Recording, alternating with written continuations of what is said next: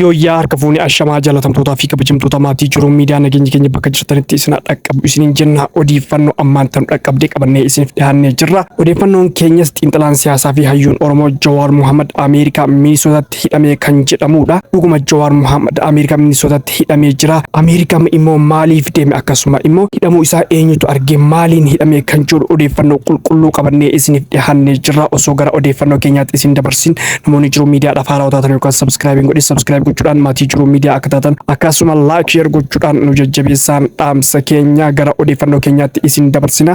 Odeeffannoon keenyas Jawaar Mohaammed dhuguma hidhamamoo hin hidhamne kan jedhu Ameerikaa maaliif deeme eenyutu hidhee maaliin hidhame akkasuma immoo yoo hidhamu eenyutu arge kan jedhu odeeffannoo qulqulluu Ameerikaa irraa nam tokko nuun gahee jira. Odeeffannoon sunis kinoota. Wahitu argaa jirra. Miidiyaan Amaaraatis Jawaar Mohaammed hidhamee Ameerikaa Minisootaatti hidhamee Texas Minisootaatti hidhamee waan deemaa jiran argaa jirra. Jara keenya Amaarri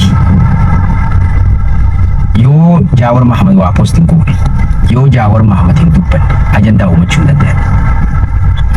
Faarsee bulaan yoo Jawaar Mohaammed waa postiin goone irratti yoo waan katabne mindaan argatan. Akkasuma gaafa Jawaar Mohaammed callisu ni mudamu maaliif callisa maaliif eessasi turbaan kan postii waan godhu Jawaar Mohaammed maaliif callise laata sababni calliseef maal jedhani cinqama jechuun daraba jechuudha. Gaafa ni dubbatu shoror kaa'u gaafa callisu shoror kaa'u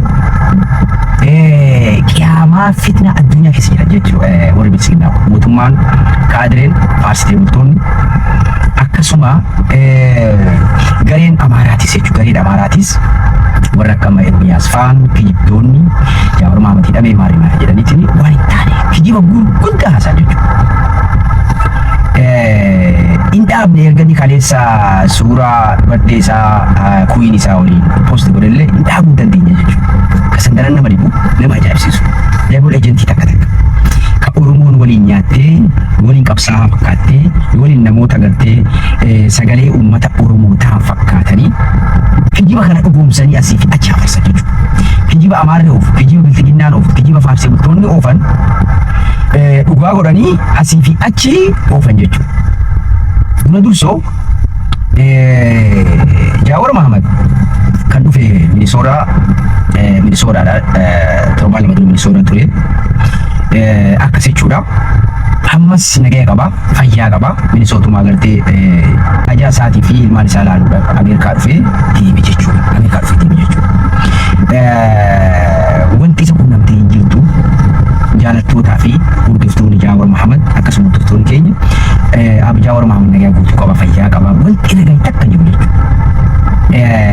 Hojiin kan inni miidiyaa irratti dalagu caalaa kan inni lafa irratti dalagu irra baay'ee isa biizii godhaa jechuudha. Irra baay'ee biizii godhaa jechuudha. Dippiloomaasii mootummoota garaagaraa waliin qaamota garaagaraa waliin dhimma biyya keenyaa irratti halkanii fi guyyaa nama dalagaa jiru. Nama agartee waan isin miidiyaa irratti inni dalagaa jiru caalaa wanti inni lafa irratti dalagaa jiru isa akka malee biizii guutuu jechuudha. Nagaa fi fayyaa guutuu qaba. Garuu asuma keessa namoota hedduu wal madaallee jiru. Namoota akkuma tuquu yaalii godhee namoota gartee sabboonaa fakkaatanii Oromoof sagalee namoota ta'an fakkaatanii ergama abbootii qabeenyaa bilisiginnaan maallaqa isaaniitti kennanii maqaa isaaniitiin daldalaniin innis bitamee miidiyaa kanarraa gara keessatiin bilbilaa fi karaa adda addaatiin Ameerikaa kana keessa odeeffannoo Jawaar hidhamee Jawaar akkana ta'e Jawaar maali ta'e jechaa jiru hedduu isaanii argaa jirra jechuudha. Namoonni kun namoota double agentii ta'an namoota duraanuu shakkaa turre baga isin agarree isin jenna ammoo salphina keessan arrablamee albee lama nyaachuu keessan baga isin agarre nu fakkaattanii nu keessa turtanii shirri isin xaxaa jirtan falfalli gowwaan dhokatu jedha. Shirri isin xaxaa jirtan yeroo gabaabaa keessatti nu saaxilamee jira jechuudha. Baga shirri keessa saaxilamee albee lama nyaachuun biltiginnaadhaan ergamtanii uummata Oromoo duratti ammoo sabboonaa fakkaattanii nu keessa seentanii waan isin dalagaa jirtanis baga agarrellee kana booda nuti of eeggataa jechuudha. Boofni abbaatuuf mara jedhe. Soo kanaa fi baga isin agarree jechuu barbaadeeti. Uummanni Oromoo bal'aanis wanti isinii dhaamnu Jawaar Mohaammed nagaya qabaa, argas borus nagaya qabaa, du'aayii oolmaa Oromoo, maanguddoo Oromoo, hawwan Oromoo, uummata Oromoo guutuu qabaa. buusi nagaya qaba isin jenna. Warri daboo lejentoonni albii namaa nyaattan baga salphattanii baga falfalli keessan osoo isin achi fagaatin mul'ate isin irratti barreessin jenna. Walii gabaasna waan agartee deemaa jiru walii gaggabaasaa deemna inshallah. Nagaa ammaaf buusi nagaya qaba. Waan takka wanti Ameerikaa keessatti nama argamu jiru. Kijibni isaanii akka inni gurraa fi miila ija baasee deemu barbaadu isin hubattanii Minnesota Texas jedhama. Minnesota ni state of danda'e magaalaalee hedduu qabdi. Magaalaa Texas jedhamu hin jiru Minnesota keessa. Minnesota Texas wani jedhamu illee hin jiru. Laal kijiba ajandaadhaa fi isaan waan kana miilaa fi gurratti godhanii kijiba kana ofii isaanii waliin isin hubattan waan hin taane walitti qaqqabanii haasa'uu isaaniiti. Minnesota Texas jedhanii ni gubattu jechuudha. Jaawwan yoo callises ni gubattu, yoo dubbates ni gubattu. Fuulduraafis arnas borus iftaanis yoomillee hanga uummanni Oromoo hara galfatutti Abjaawar Mahamad kaayoo qabate gadi hin dhiisu. Warri kijibaa fi propaganda kijibaatiin ajandaa oofuu yaalii gochaa jirtan daboo ejentii fi kunis paarsitee bultoonis warri mindaan maqaa Jaawariin isin kaffalamu baga salphattanii isin jenna. Yoo muri jiraata Abjaawar isin jenna.